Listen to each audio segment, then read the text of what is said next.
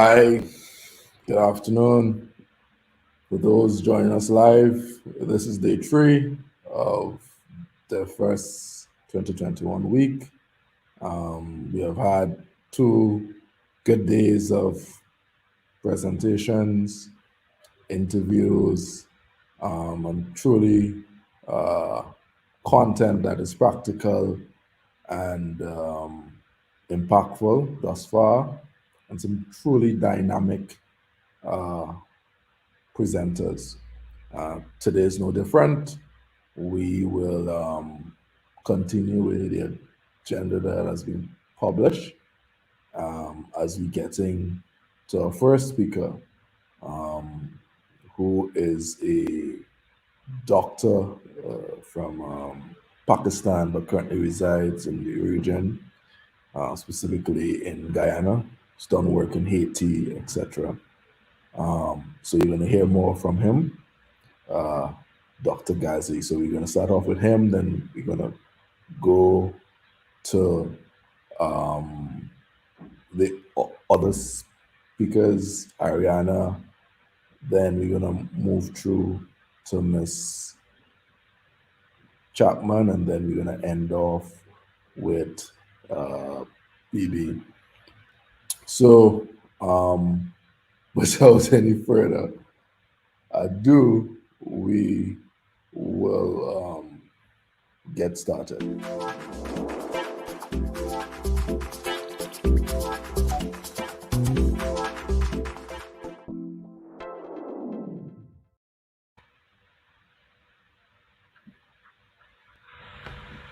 Hi, Dr. Mujahid Ghazi. It's good to have you as one of our spotlight speakers for this year, DevFest 2021. We are going to go through a list of questions about you and your content creation days. So first of all, give us a little background on who is Dr. Ghazi.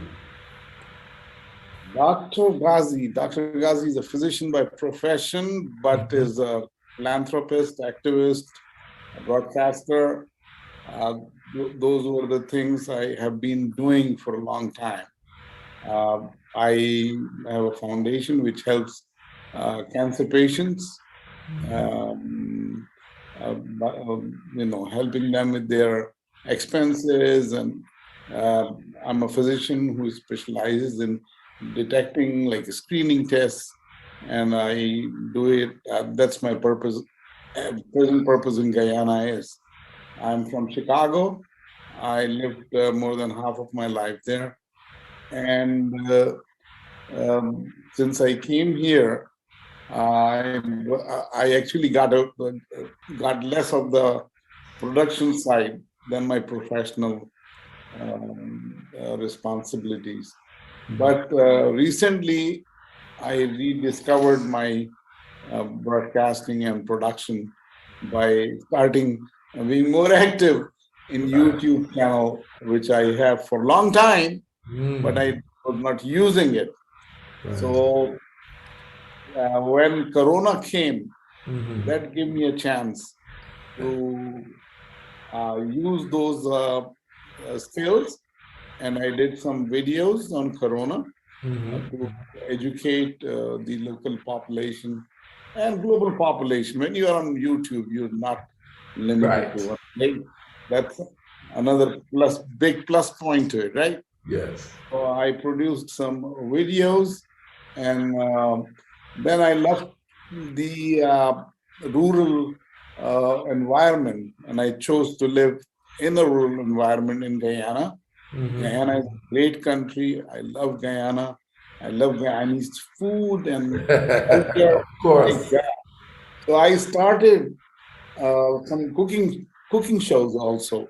Wow. So my content is health and cooking shows, and my cooking starts from my backyard.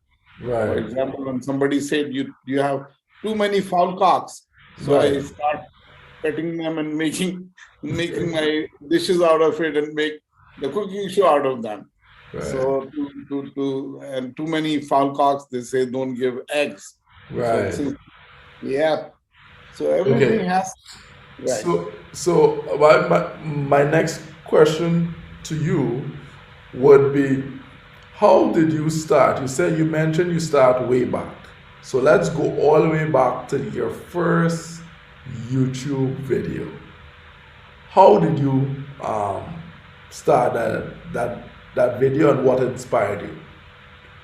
That also was my part of my relief, global relief work, and I used to go uh, to these disaster areas in the world, Haiti and Pakistan.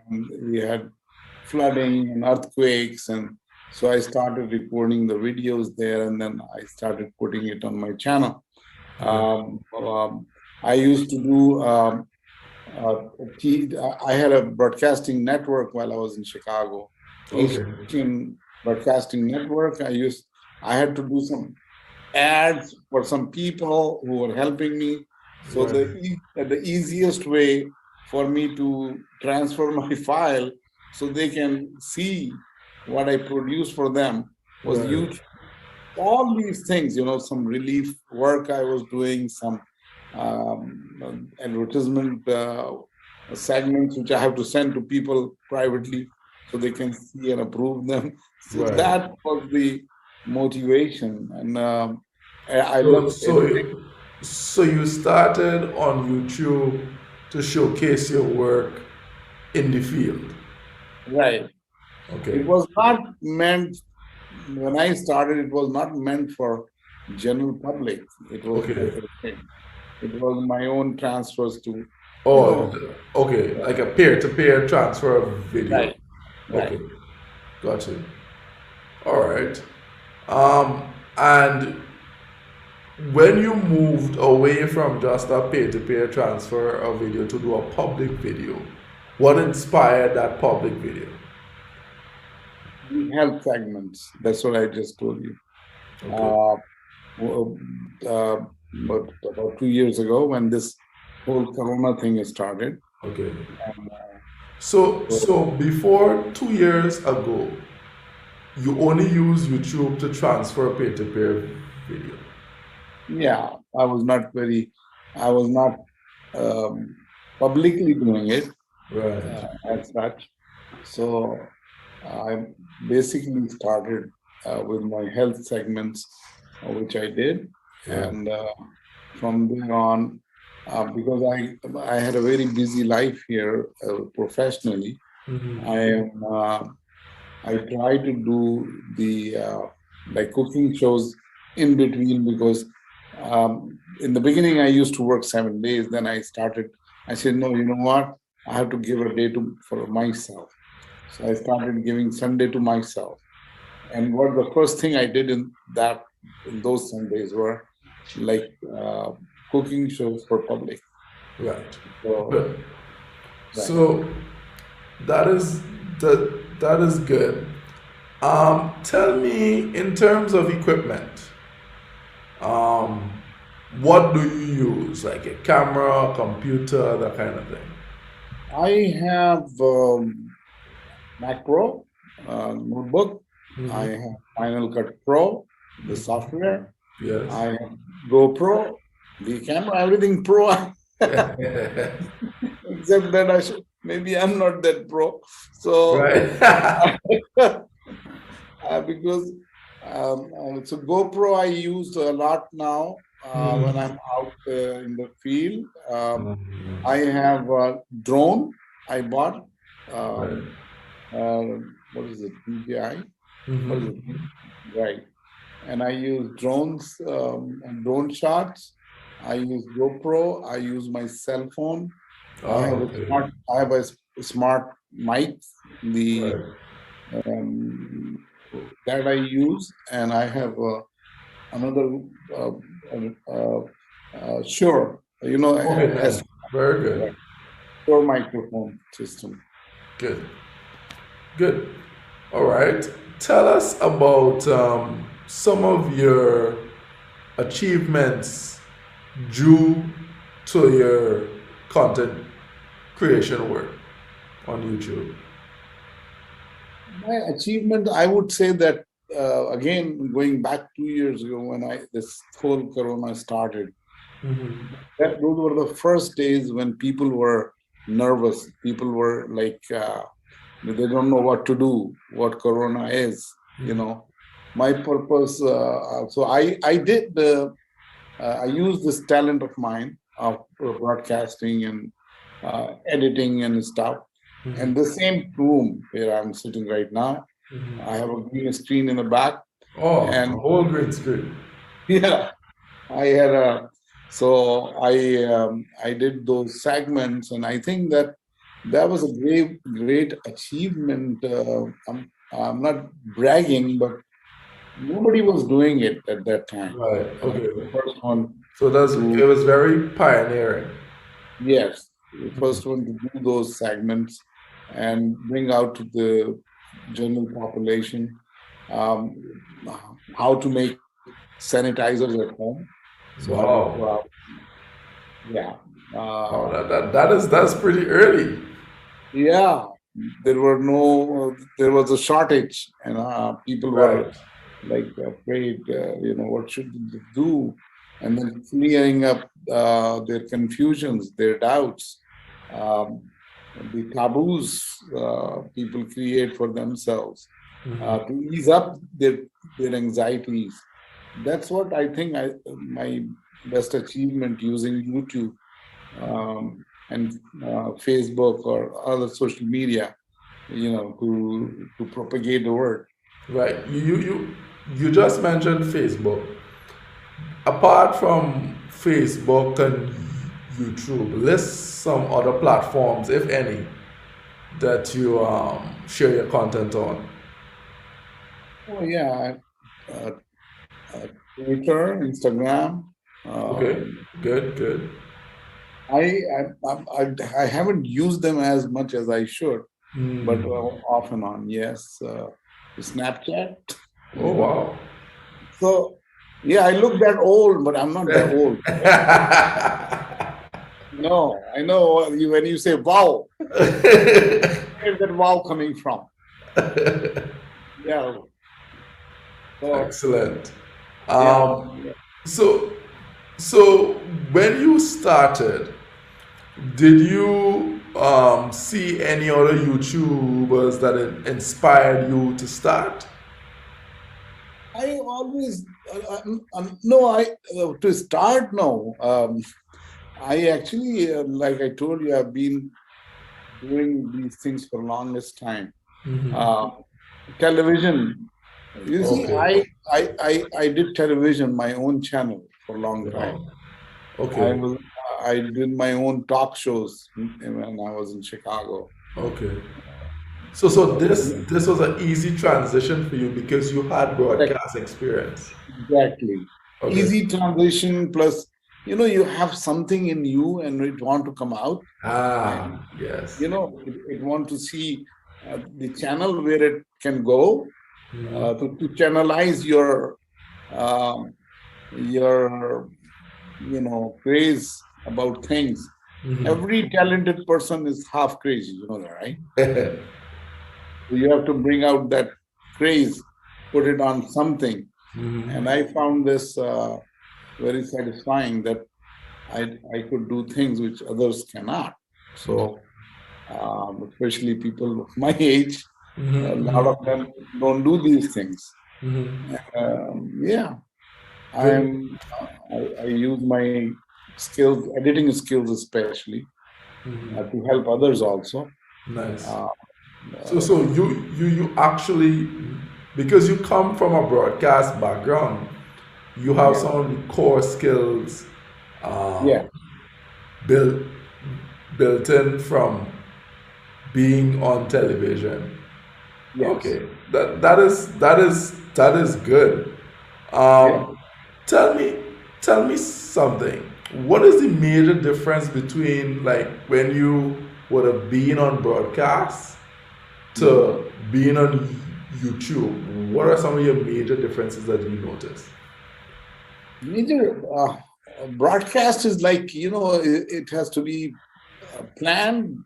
Yes. schedule. Like I, until last a year before last, I have to fly to New York every year to Mm-hmm. host a 3 hour telethon, and I was a producer also of the telethon. Mm-hmm. So, like 4 or 5 months before that telethon, I had to design things, segments, and whatnot. It's Yes. for one of the big humanitarian cause, like Doctors Without Borders. We had Oh a wow, very uh, good. So organization. are you part of Doctors Without Borders? I'm not part of Doctors Without Border. We have a doctors organization, Islamic Medical Association of North America, Oh, in excellent. IMANA, and I am very active member of that organization. Okay. And that organization would go anywhere in the world where there is a disaster, and like we go to Sudan every year to do cleft lip, cleft palate surgeries. Oh We wow. go to yeah, we go to Dhaka, Bangladesh to do burn victims plastic surgery.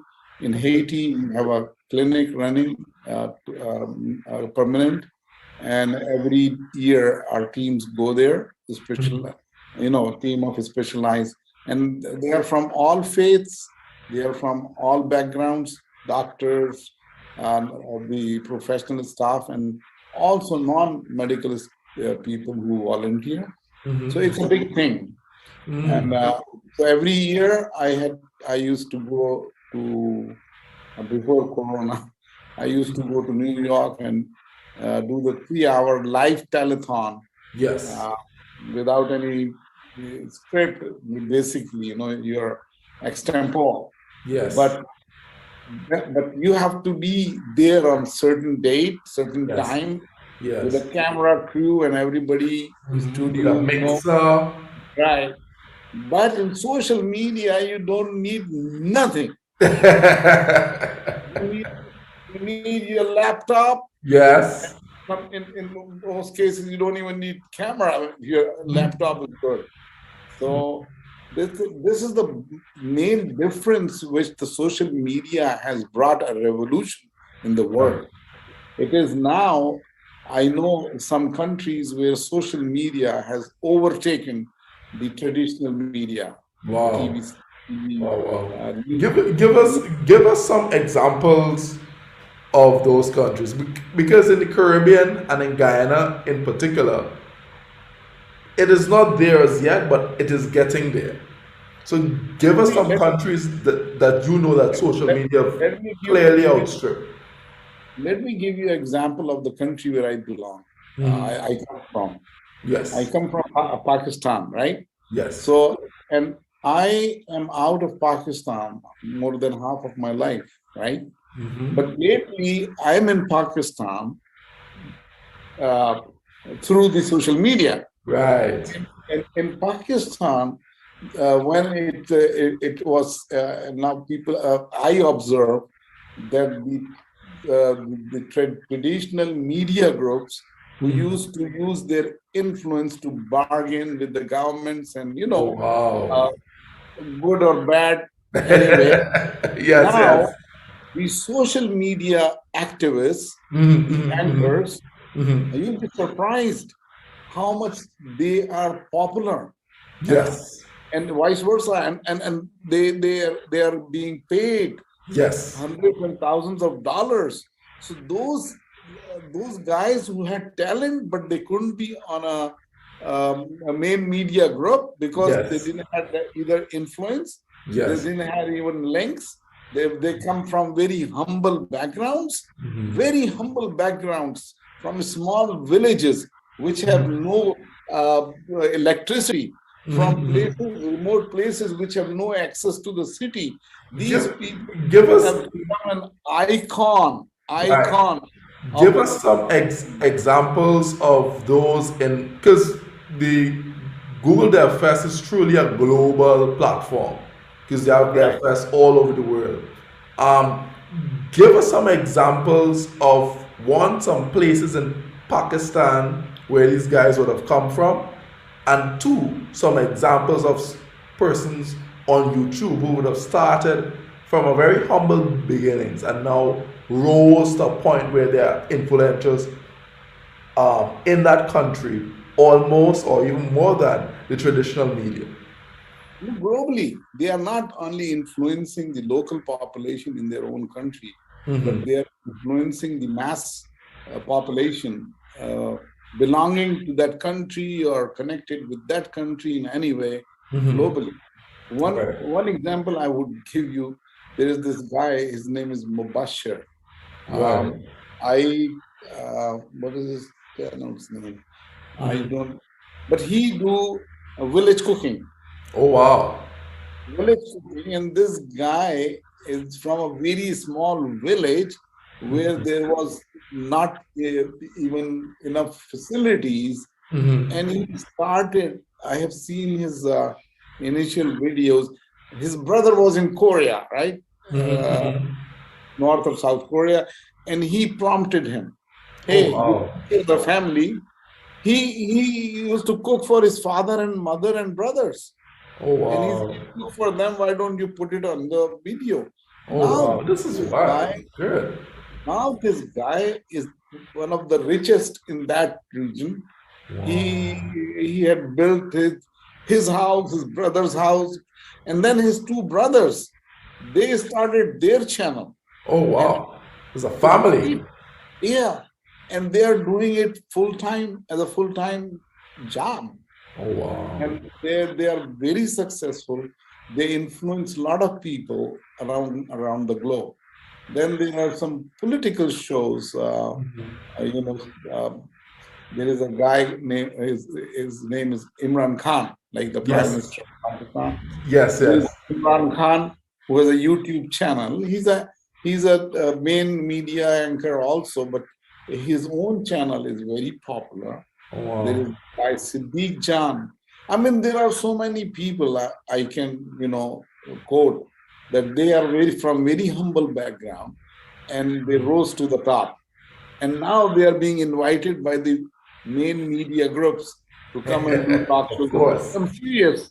So this is, I think, YouTube and social media has brought a revolution in the media industry. Yes. Okay. So one the next question I have for you is as we wind down, what are your plans for your channel? So for example, if we were to come back to you in DevFest 2024, what would be some of the things that we should look to see on Dr. Ghazi's channel? I I think I'm not focused right now as I should be. Right. Like I do when I do it for my satisfaction. I'm not doing for my satisfaction means if I want to cook something and bring it to the people, I do that. But main thing which I did, which you asked me what made me proud of doing, were the health shows, Okay. and that probably I will do, and I We'll will do, also we'll do do some more health shows, yes. health shows, but not like corona stuff or medical stuff or the treatment stuff, but uh, there are a lot of people who need help. I had a little I did psychiatry and psychology, part of my practice also at some point in my life, and I feel that people need a lot of support in those two places. There are people who are depressed to a degree that they want to commit suicide. Wow. And if I can be of any use in bringing some motive in their life Yes. and reassuring them that life is not that cheap to waste like that, and show them the purpose of life in some way, my focus would be on that. My focus would be on that.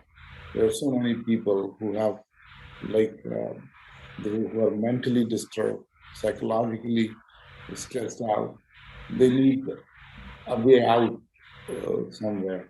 and I think we fail as a community to give that to them. Um, that's what my purpose is. Since I chose Guyana as my country now, and here, I think I should contribute uh, in that manner. Okay, so I I wanted to know if you um if what about hmm,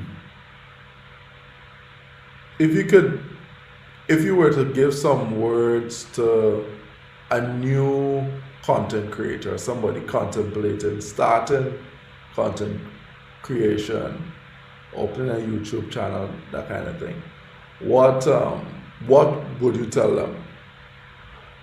I really would tell them that they have to truly look into their heart, they what they like to do instead of try to copy people, cut and paste. You know, watch and then create. I see these without doing anything, get the material from already produced things and make money. You Yes. know, there. So I think the new content creator should be realistically creator, and they should create new thing, Yes. new thought process, new ideas. Try to bring those things which people are still lacking in some way or the other, and be pioneer of whatever they do. Be pioneer. Right, and work hard. Work hard. Yes. Yes. Okay. Thank you very much. Before we go, I want you to tell us the name of your channel and where we can find you on social media, Instagram, etc. All my things are Mujahid Ghazi, Mujahid, Mm-hmm. Ghazi, Ghazi or Zi, whatever you Yeah. call it. We stay the same. Mujahid Ghazi. Yes. And my email address is Urdu, the language Urdu, URDU, Talk Radio, TALKRADIO, Mm-hmm. at gmail.com. So Excellent. everything is around these two things. Good. Good. All right. Thank you very much, uh, Dr. Ghazi. And Thank you. we definitely will be following your channel and looking forward to you creating more content. Thank you very much, and a pleasure indeed is mine. Thank you. You're welcome.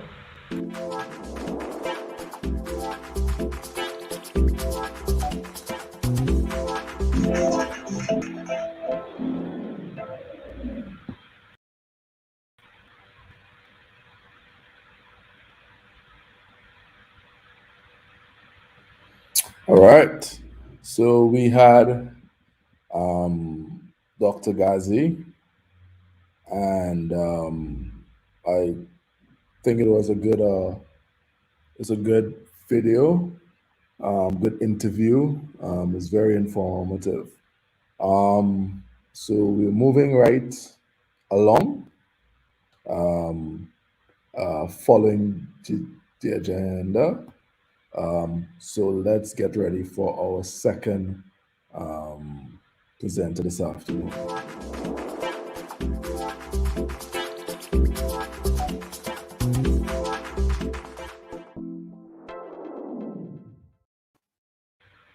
Okay.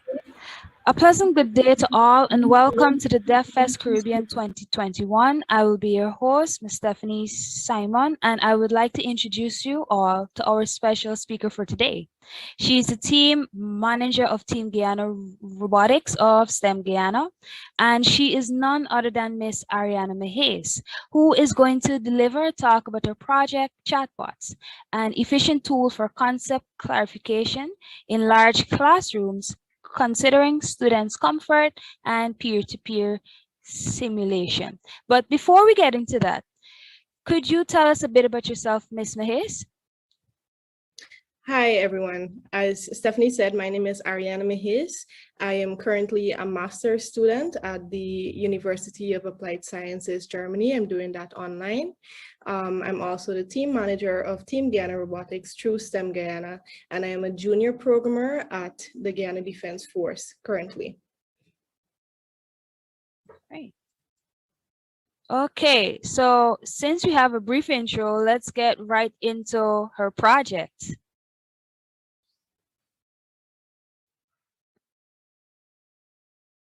Hello again, everyone. My presentation today is based on chatbots, an efficient tool for concept clarification in large classrooms, considering students' comfort, ease of use, and peer-to-peer stimulation. This research was actually conducted for the completion of my bachelor's in computer science at the University of Guyana.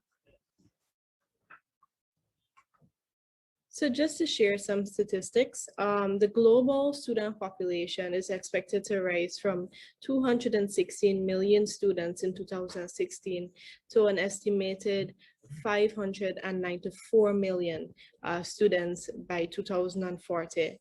And with this, more large classrooms are arising, usually ranging from 300 to 1,000 students in countries like France and Italy. So with this comes a host of problems, like the lack of adequate attention for students in the classroom, as well as students feeling shy or uncomfortable to ask questions. Imagine being in a classroom with 400 other students. Would you feel comfortable, stopping the entire lecture to ask a question? It's very unlikely that you will not, or the average student will not. Um, and finally, students are usually forced to continue lessons lost when they miss the concepts, because miss a concept that is essential to understanding the remainder of that lesson. So over the years, many solutions have been proposed and used, and these include clickers, the use of clickers, tutorial sessions outside of the classroom, and teaching assistants. Many of and the teaching assistants are one of the main focuses of this research.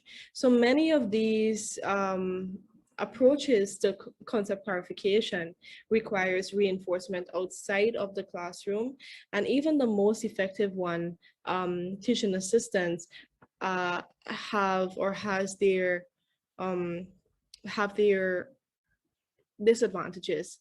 So research shows that even though they are efficient in the classroom, they're sometimes distracting to the students. They distract from the lecture session, as well as they are costly, because imagine employing teaching assistants year after year for every single course. So this is not what we want. It is important that students are able to ask questions comfortably in the classroom and get answers quickly during the lecture session, while being able to stay in tune with the lecture. So this study aims to find a tool that will allow students to ask questions comfortably and receive those answers quickly in the classroom without being distracted from the lecture session. The tool being tested for this research is chatbots, and universities like Stanford and Georgia Tech have already introduced chatbots into their online platforms, their MOOCs, or massive online open platforms, which cater for thousands of students. And they introduced chatbots as virtual teaching assistants. So far, the research shows that these chatbots were successful in reducing the workload of teaching assistants, human teaching assistants, by answering repetitive or FAQ questions, if you will. So why not implement, given the success, why not implement chatbots in the physical classroom? So the question that we hope to answer with this research is how or whether chatbots are more efficient than teaching assistants in large classroom large classrooms as it relates to concept clarification, and how can the use of natural language processing improve the efficiency of communication between chatbots and students as it relates to concept clarification. The proposed chatbot that was built for the purpose of this research can easily be accessed through the web and answers with short responses in a peer-like manner. And this is to help students catch up quickly in the classroom without much distraction from the actual lecture session. So so the chatbot was built using Google's Dialogflow platform, and the platform allows you to build a chatbot using, at the most basic level, intents, training phrases, and responses. And the intents are, as the name suggests, what the user intends on finding out. So one intent might be, what is a router? Another may be, what is a view router? Another may be, how can we use view routers? Those are three different intents. The training phrases are the different ways in which the student may ask about one of those intents. So the training phrase for what is a router, training phrases may be, the student may type router with a question mark, or router alone, or what's a router. And these are all different ways in which a student may ask what a router is. The responses are, as the name suggests again, what the chatbot will respond to the user. So when it matches an intent, it returns that relevant, the relevant information, and that is the response. And the beauty of this platform is that you don't have to do any of the machine learning. You just have to focus on the data set. The platform does the machine learning components for you. So you're just tasked with giving or providing the platform with the relevant data set, which are the intents, the training phrases for each intent, and the responses for responses for each intent.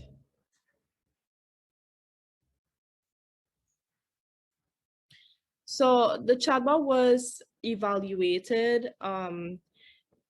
It was evaluated by the students of ITE 2200, which is a second-year computer science course at the University of Guyana. And the class was taught using video lectures for each topic. The students were asked to simulate a lecture-like environment by not pausing the video and just using the chatbot while looking at the video throughout, like an actual lecture environment. So they were then given a questionnaire after using the chatbot during their lecture session, and they had to complete it based on their experience. So additional data was also collected from the Dialogflow platform, the console, where you can find complete conversations and durations, etc. So to answer the question whether chatbots are more efficient than teaching assistants in large classrooms as it relates to concept clarification, efficiency was measured along 4 variables: how comfortable students are asking questions to the TA as opposed to chatbots, how often the TA or teaching assistants how often they were able to clarify concepts versus the chatbot, how the TA, which method, the students preferred more, and whether students would be able to use the chatbot. They felt that they would be able to use the chatbot during the lecture session. So based on the statistics that was retrieved from the evaluation, it was found that students are more comfortable asking questions to the chatbot than the TA, but the TA, by a slim margin, is more likely to clarify concepts for students than the chatbot. So although all of the students said that they would be able to use the chatbot in the classroom, they still preferred teaching assistants much more than the chatbots. And that posed the question, why? So when asked why, the students responded that TAs are able to give more detailed explanations and in-depth discussions. And from that, we gathered that they're referring to tutorial lecturers outside of the classroom, because you have dedicated sessions where you can go in depth in those concepts. So that is not the scope of this project, and you'll find out why this was an issue a little later.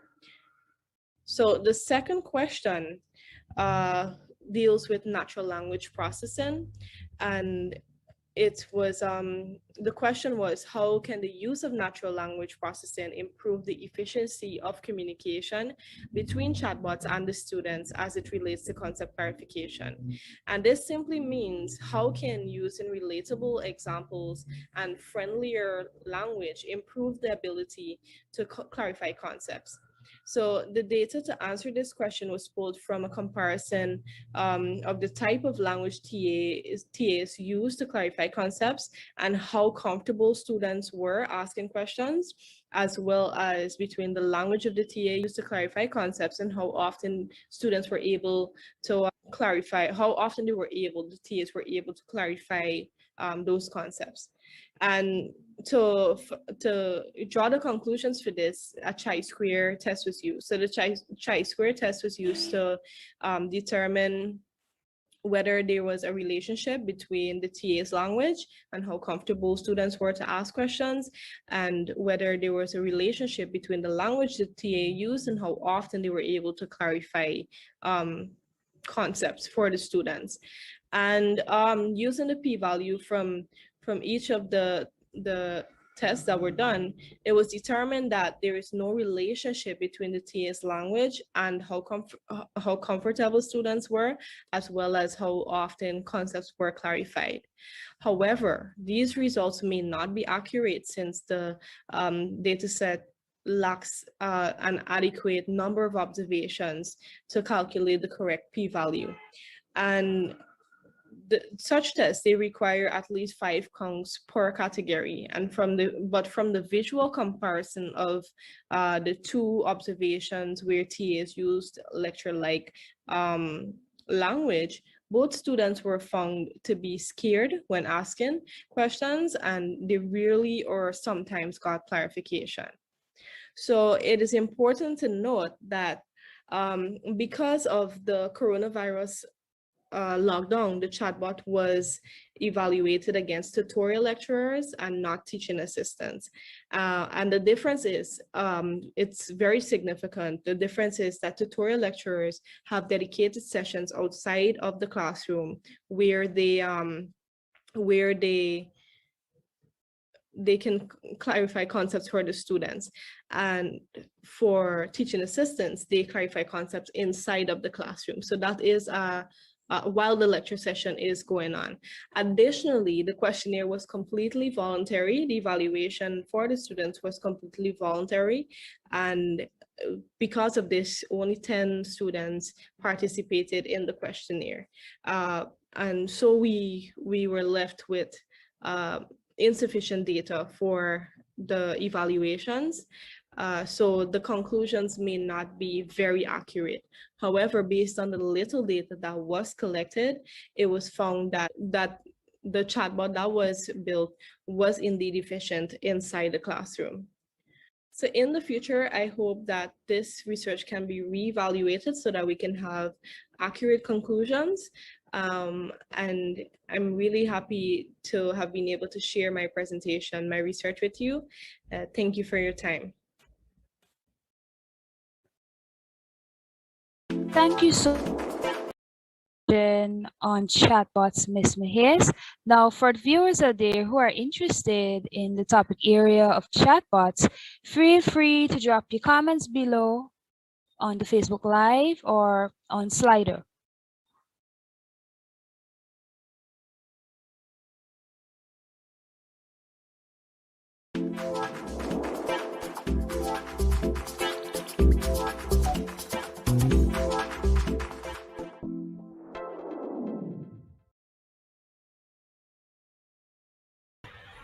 All right. So we um we just finished with Miss Mahes, who is a past student at the University of Guyana.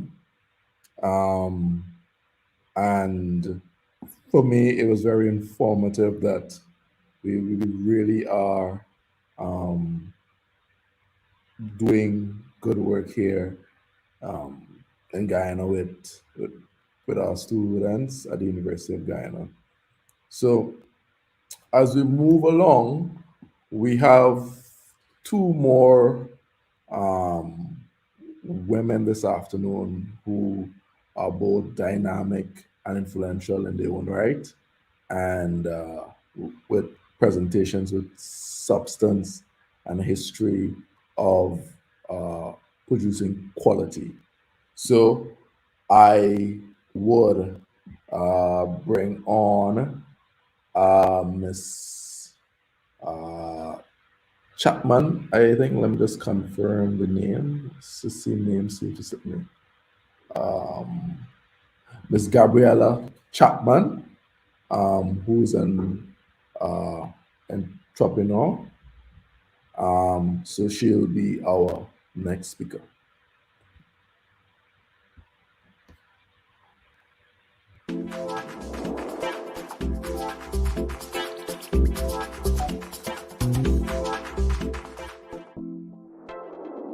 Hi everyone, good day and welcome to day 3 of DevFest 2021 Caribbean. And I will be doing a spotlight interview with Miss Gabriella Chapman, who is the CEO and entrepreneur of Gabriella's PR and Media Services. But before we get into that, can you tell us a bit about yourself, Miss Gabriella?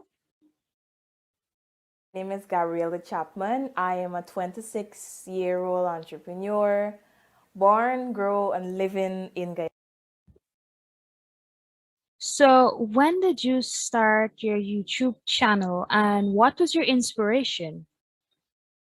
Started my YouTube channel in 2019. However, the inspiration came way back in 2017, and that came from me winning a pageant and wanting to reach and impact as much girls as I possibly can. And I know a lot of people utilize the YouTube platform for watching videos, shows, even movies, and all these things. And I wanted to be part of that space where my content will be able to reach and impact girls. Particularly those I was aiming for were in my region, in my hometown, because I was no longer residing there. So I wanted to be able to connect, reach, and impact them. And that is why I was inspired to start my YouTube channel. Okay, so what kind of equipment did you use for your field of study or place of work?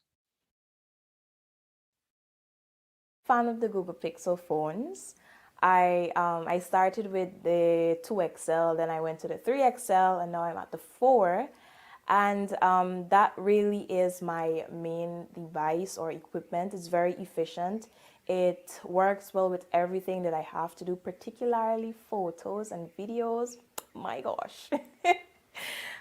So yeah, that's basically my main equipment. The sound, the mic, everything works well with all that I do. However, I also have access to a Canon camera that my friend would make available to me from time to time. So there's the camera, but there's my phone mainly. All right, awesome. So, what would be one of the recent achievements that you're proud of? Recent achievement that I'm proud of. Okay, this may not be recent, but this is the first that I could think of. And it was like August of 2020 when I was motivated to start my own business. I believe that that's one of the greatest achievements that I would have made. And I'm so very proud of that move. So yeah, it's definitely starting my own business. And being selected as one of the spotlight interviews for DevFest 2021. Yeah, me. So, if you could tell me what actually inspired you to start up your own business? I was inspired to start my business, if I can be quite honest with you, by the political tension our country inherited from the 2020 elections. I'm quite sure that a lot of you watching are familiar with the Guyana 2020 election saga. So the political divide was horrible, if I can be frank. And it penetrated my workspace. At that time, I was a journalist at the state newspaper, and the segregation and the atmosphere and everything was very tense and uncomfortable. And I felt like that space wasn't for me. It was no longer healthy. I was no longer comfortable. And I took the leap of faith and I left the job without even knowing what I wanted to do. I would not advise people to do that. Probably not. But I'm happy that I did. And with the help of family and friends, I was able to find my place in the business arena. Particularly one friend who pointed out several skills and abilities that I have that I would be able to monetize. And I did. And my business now, Gabriella's PR and Media Services, I offer services such as social media management. I write press releases, feature articles and reviews. I also do voiceovers for television and radio ads. And I am an event MC. If you have any program or event that you want to host, MC, cheer, whatever terminology you use, I'm also available for that. There are other services that I offer, but time wouldn't permit. However, like I mentioned, you can check out my website where you can see everything that I do and some of the work that I would have done before. And if, you're interested or need any of my services, don't be shy. Feel free to reach out. Okay, awesome. So, what are some of the platforms that you use for your business, if I may ask? Starting my own business and wanting to maximize my reach, I had to create as much platforms as possible to connect with my audience. So I'm on LinkedIn, I'm on Instagram, I'm on Facebook, I'm on Twitter, I'm on TikTok. Well, of course, I'm on YouTube, as I would have mentioned. And I have my own website, GabriellaChapman.com. That plays a huge part of my work and what I do. If you want to connect with me, you can check out my website. In my business, I write feature articles, I write inspirational stories about women to help inspire other girls. As you can tell, that's like my passion area. So if you want good stories to read, you can check out my website and you'll be able to connect with me on all my other platforms on Instagram, Facebook, Twitter, everything. It's listed on my website. So you could check that out. All right, so what type of content do you create and what are some of your plans for your channel? Well, based on my line of work and hearing of my history and what I'm passionate about, most of the content on my channel, it's for females. I mean, guys will enjoy it as well because they would want to know how to better connect and relate and get through to a woman. So they probably would find my content interesting, but it's mostly for females. I want every video that I post, a young girl or woman who is watching will have something to take away from my experience. So on my channel, I will be sharing experiences, life experiences, and advice and tips to young females to help them better their lives, help them to make better choices, so we can all live purposeful, meaningful, and what to say, fun and enjoyable lives. That's like the ultimate goal of everyone, to be happy with who they are and how they are and where they are in life. But all of that is dependent on the decisions we make. So those are the stuff that I put out there mostly, and on my website. In writing these stories about women to help inspire others, I want to transfer some of that content from my website to my YouTube channel. So very soon, you'll be seeing interviews with other women in business sharing their startup stories, women who would have overcome challenges in life that people are probably going through at the moment and are at a place where they think that all is over and things wouldn't get better. I love those kinds of stories and those kinds of opportunities to help people see their way and help people to understand and know that things will get better. They just have to keep holding on and keep pushing and being relentless and going after what they truly desire in life. And in sharing all of that, I hope you're inspired to check out my channel, subscribe to my channel.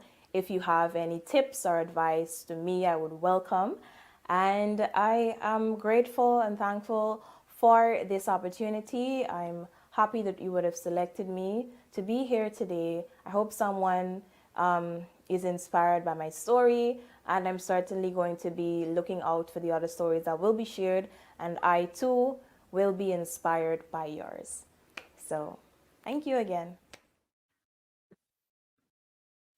Okay, thank you so much, Ms. Gabriela, for presentation. It was inspiring, and I hope that it was inspiring for some young females out there. And please remember to subscribe to Ms. Chapman's YouTube page, as well as her other social media platforms. Thank you once again.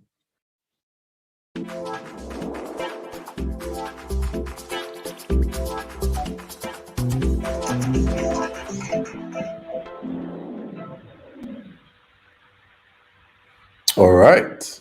So we just heard from Ms. Chapman, an entrepreneur, and we're going to move up the agenda from it being 5:30 to start at 5 o'clock. Ms. Shabna from Region 3 in Guyana, for those who are familiar. So let's prepare to welcome Miss Shabna.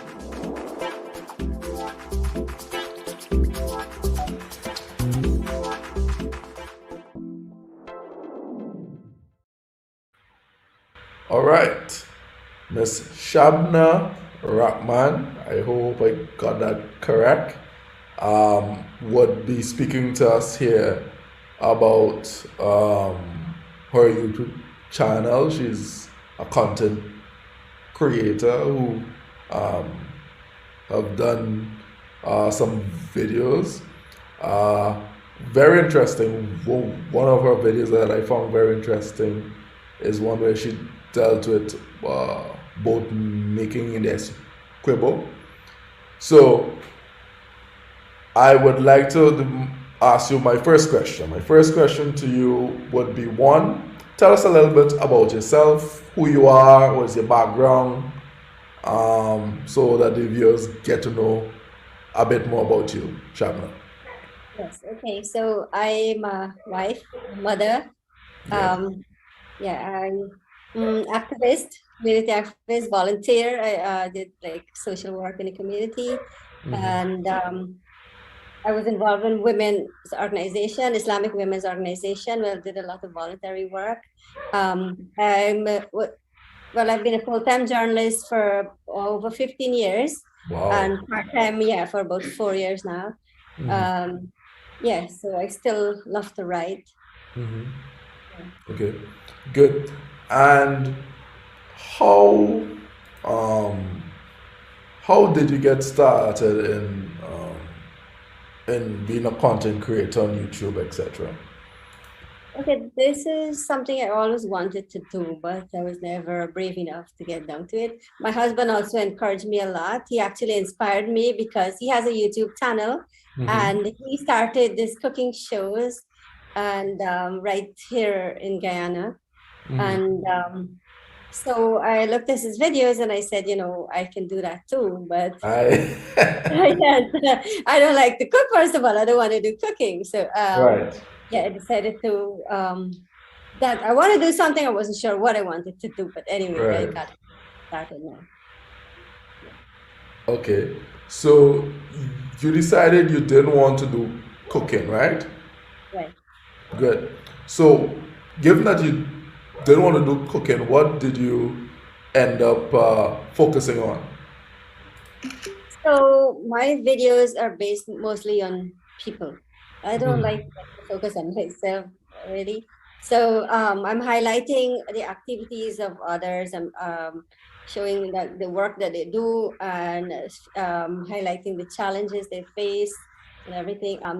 This is all getting people to know about the jobs people are involved in here, as well as to hear of some of the challenges. It's a way of educating people also, through my shows. Okay. Very good. And apart from your husband, who has a YouTube channel, do you know of any other YouTuber that you'd have seen that would have inspired you? Yes, I've looked at a lot of local YouTubers as Just well. just share some names. Okay, so I Those looked that at that you can remember. Because yeah. Because I wanted to start, I actually started researching more about like what the local YouTubers are doing. right. And yes, and one of the main one I looked at was ARD, It's Our Life. Yes. Very good. Focuses Yes. a lot on the places in Guyana, going to the market, cooking and everything. Then I see another family. Recently, after I start looking, I saw PJ vlogs of another family that's blogging and all of that. Yeah. And there are a few more that I noticed. This former reporter, Liana, Liana, I can't remember her last name, Bradshaw. Okay. Yes. Right. And so I start looking at them. Those are for local ones. Then maybe some others I can't think of right now, but Okay. Good. yes. No problem. But they have like one kind of trend. They do like they show like personal lives and their what they do, but for me, I'm more private. I decided to focus on the life of others, like and so like I mean, I guess that's because of coming from a journalistic background. Yes. And especially yes, being in newspaper, because I was Yes. a journalist at Fabric News. Yes. It was not so much about me. I was always behind the camera. So it's more of me still kind of being behind the camera and showing the lives and work of other people. Yeah. Very good. Very good. So you would say that your journalist background, working with one of the nation's leading newspapers, Fabric News, definitely helped you and gave you some skills that you could have transferred into becoming a content creator. Yes? Yes, definitely. Okay, good. So my next question for you is, since you have, well, before we get there, what kind of equipment do you use? For example, cell phone, you have a camera, that kind of thing, editing. Tell us. So I'm very basic. I use my iPhone 12, Right. right? So, but when my husband assists me, he uses drone. I got a Right. plus with him. The drone and his GoPro camera. Also, he helps me a lot with my editing. In fact, he does all the editing. Right. And that makes it a little easier for me because he uses the Final Cut Pro to edit, and he has all the fancy high tech. Right. So basically, you use your iPhone 12 to do your point and shoot recording. And I have a little like a tripod, a mini tripod. With a tripod, right? Okay, great. So you actually started from the absolute basic that most Yes. people have access to, which is a cell phone. Then you got the GoPro, and then you have a competent husband who can help you with editing. Very good. Very good team Yeah. effort. So we're dealt with equipment, and the next thing, since you started um, creating content, do you mind sharing some achievements or recognition or something positive that have happened to you since you started creating content? Well, for one, since I'm very new, I only started like on November 5th. So I would say the achievement is actually getting the channel started. Oh, okay. That was the stepping stone. And Okay. that was actually holding me back because I know I wanted to do it, but I wasn't confident enough. I even started looking at like these motivational videos or like the Think Media or those videos like would encourage people to just start. So one of the videos I looked at, they said, if you want to start, just start. Just share your first video. Doesn't matter if it's good or not. Yeah. Just go there and get it. Uh-huh. So I woke up one morning and I said, you know what? I'm ready now. I can do this. I got this. So I went to Purika, which is quite nearby here where I live. And So I started. for those persons outside of Guyana who will be looking at this video, explain to persons where Purike is, if they never came to Guyana before. Yes. So Purika is located on the east bank of Essequibo. We have 3 counties in Guyana. There's Essequibo, Demerara, and Berbice. So we live in the county of Essequibo, not Essequibo Coast. To go to Essequibo Coast, you have to take the boats. And so this is right on the coast of like West Demerara, East Bank Essequibo. I don't know how familiar they are with it, but yes. So this is where all the hustle and bustle is for this area. Our village is very quiet, but about 2 miles away from here, I went to Purika where they have speedboats taking you to any island on the Esquibo or Bartica, Leguan, Wikanam. I mean, any island in the Esquibo River. And yeah, so the first thing I did when I went to Purika was I approached a speedboat captain, the owner of a speedboat and the captain, and that was my first video. And I started interviewing him about his life, his work as a captain, and he started telling me, he was willing to share, and that because I found that easy person it made my work easy too. Yes. Right? Yeah, right, and that's the main thing.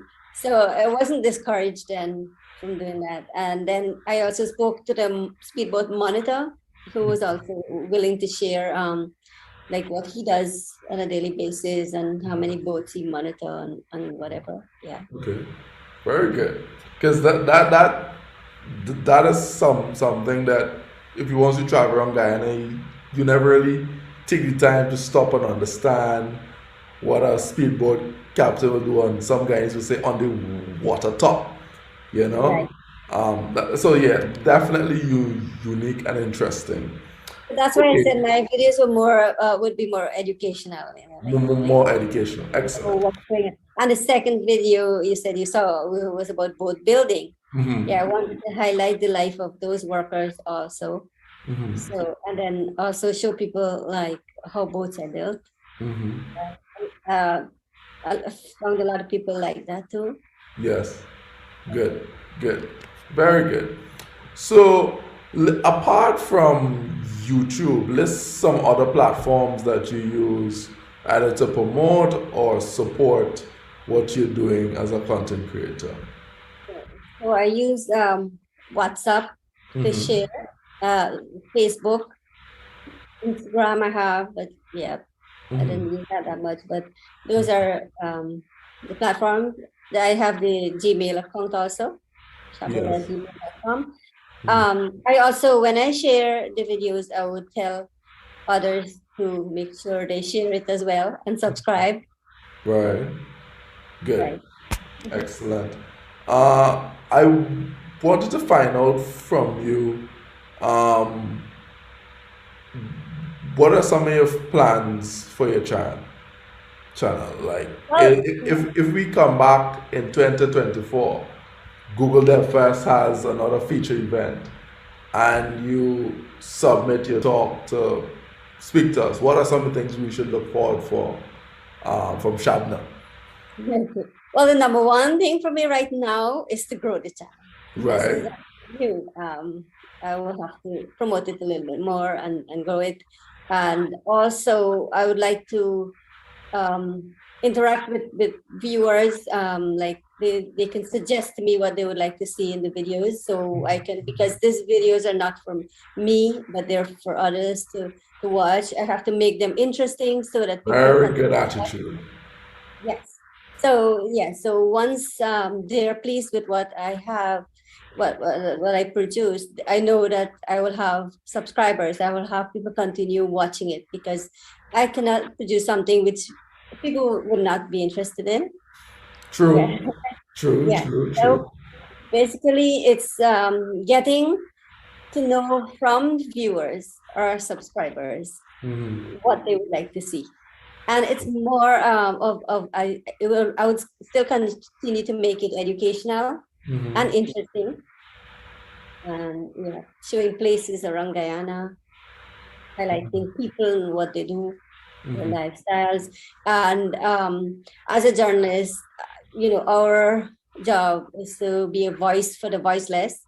So Right. it continue to help people through my channel, hoping to highlight their plights, maybe highlight their success as well as highlight their plights and whatever is affecting them, so we can bring about change. Good. Very good. Very, very good, Shabna. And then you mentioned the type of content you create currently is educational. Apart from that, is there any other type of content you'll want to create in the future? Well, I don't think. I guess I can see how it goes. We'll see how it goes. Yeah. Yes. Okay, So great. now it's educational, and highlighting. So before we go, tell us about your name of your channel so persons who are looking on can find it. And where we could find you on social media. Yes, it's Shabna Rahman, and we call it the Shabna Show. And yes, I'm on Facebook as Shabna Rahman, Instagram as R Shabna. Right. Yes, and as I said, my Gmail Right. is Great. shabna@gmail.com. Okay. Thank you very much, Shabna. It was true. It's really, really, truly a pleasure, and I look forward to you producing more content. I'll definitely be a subscriber, and I'm sure persons who would see this on Google DevFest, Facebook, or YouTube channels across the region or from different parts of the world would be willing definitely to subscribe and see what content Shabna is bringing for us. I want to say thank you. Any final words? Thank you for having me. And yes, I can just say that if somebody wants to start a YouTube channel, just believe in yourself, have the confidence, and go there and start. Look at Don't you. hold back yourself like what I did for so long. You can do Right. it. Very Just like good. I got out and I did it, you can do it too. Excellent. Yes, you don't know, you have the hidden talents. You have potential within you that you don't know, and unless you start to do something, then you realize that yes, you can do it. All right. Thank you very much, Shabna. We'll definitely be speaking again. Yeah, thank you.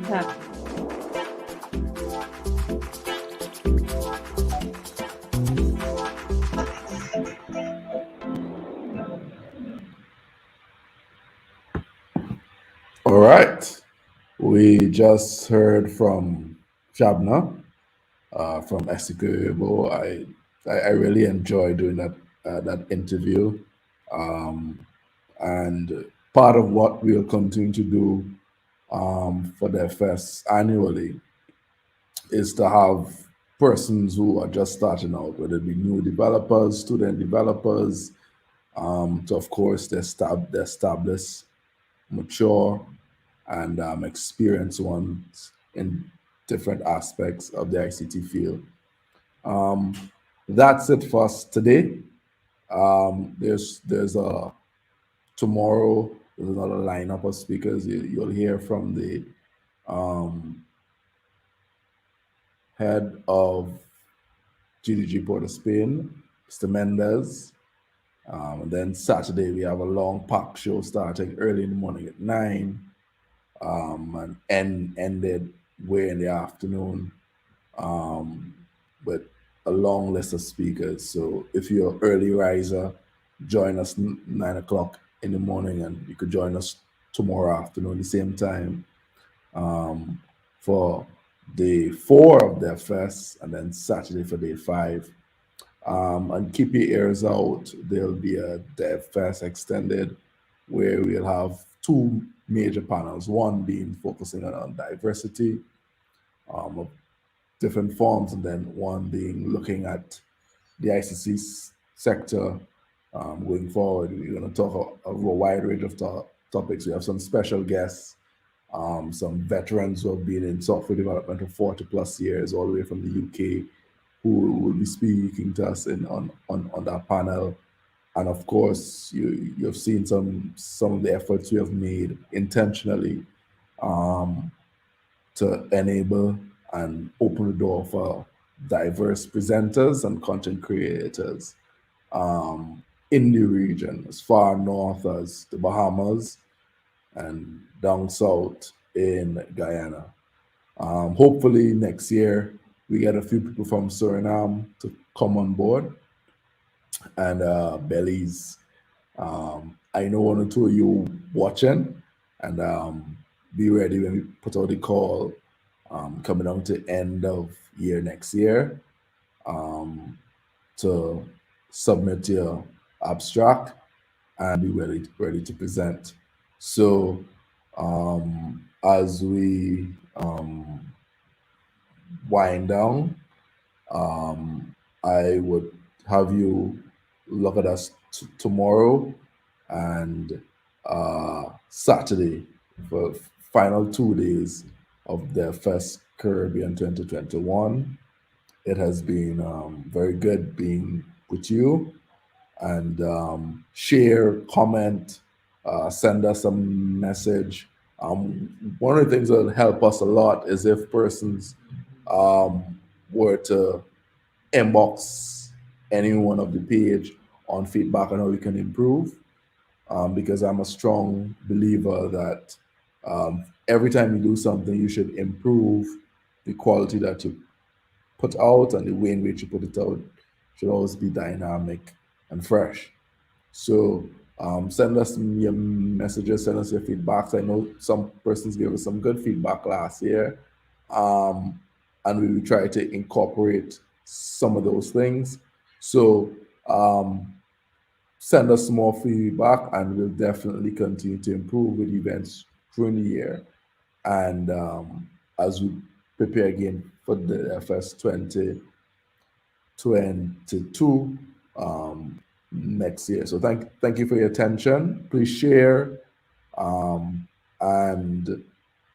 join us again tomorrow and Saturday for the final 2 days of the FS 2021. Thank you.